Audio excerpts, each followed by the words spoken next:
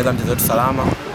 Kama mchezaji wa Cosmopolitan, naitwa Hamisi Juma Matua, na kikubwa namshukuru sana Mwenyezi Mungu kwa kupatia pointi 3 kwa sababu ni muhimu sana kwetu, kwa sababu tupo katika mbio za kupanda.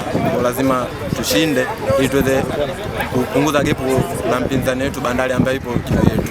Kwa hiyo mchezo leo tungesema tupoteze, ingekuwa ngumu sana kwetu kutafuta nafasi ya kufuzu. Kwa hiyo tulikuwa tunamshukuru Mwenyezi Mungu katusaidia, tumemaliza salama. Morokids sio timu ndogo, timu kubwa sana. Tanzania ni timu kubwa, lakini sisi ni kubwa kuliko yeye.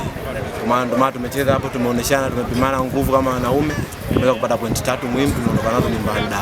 Kikubwa nishukuru viongozi wangu kuniamini, kwa kunichezesha na kuweza kuwapatia pointi 3. Hiyo ndio kikubwa katika mimi kama mchezaji, nimeweza kucheza kwenye uwezo wangu kusaidia timu yangu za kushinda. Na kikubwa nishukuru kwa hizo 3 tulizopata. Mfungo kwanza tumemaliza huu, tuna pointi 13. Next mzunguko unaofuata tutaweza kupambana zaidi, tuweze kuendelea ubingwa wa upande. Kwa majina naitwa Mzee Shaibu Bajuni, mchezaji wa Morokids na nacheza nafasi ya striker na wings. Morokids ni mechi ya pili kufungwa nyumbani. Mwelekeo wa klabu katika mechi zinazokuja, maana leo imeonekana kuwakata moto mashabiki kabisa.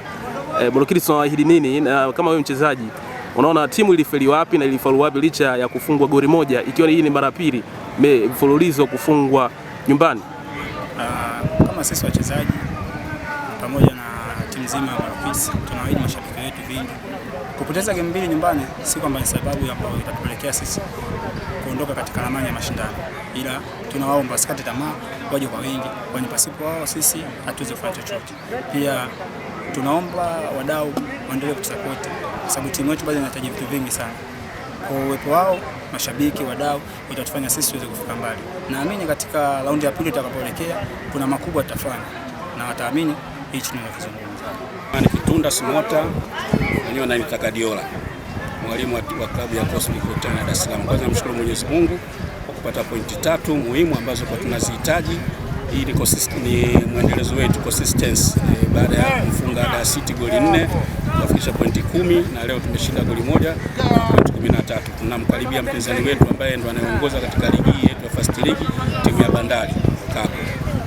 Licha ya Morokids kufunga Morokids, lakini na wewe pia umeonekana timu yako ikiwa imekosa magoli mengi sana. Kiufundi ilifeli wapi?